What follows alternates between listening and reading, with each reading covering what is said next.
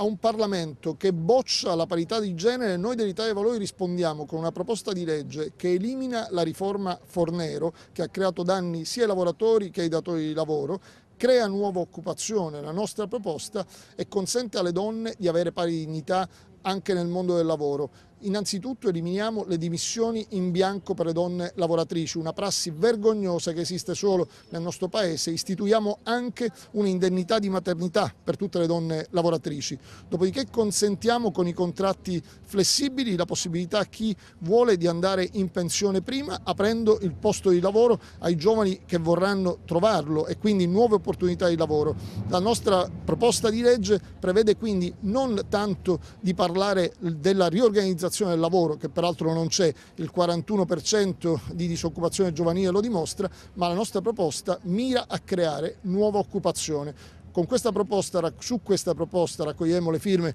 in tutte le piazze italiane e la metteremo a disposizione anche del governo Renzi per verificare in concreto se oltre allo spot si vuole riempire anche di contenuti quella che è la proposta.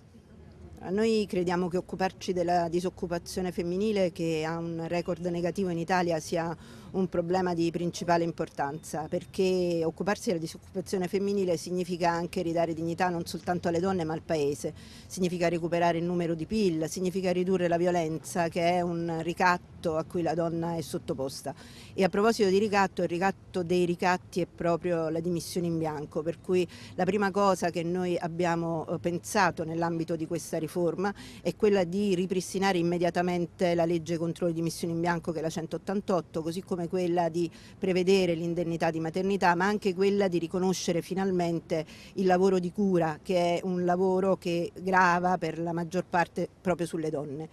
E noi crediamo che sia una cosa di fondamentale importanza, perché il problema delle donne è un problema che non è femminile ma è un problema del Paese, e quindi recuperare il Paese significa recuperare l'occupazione femminile.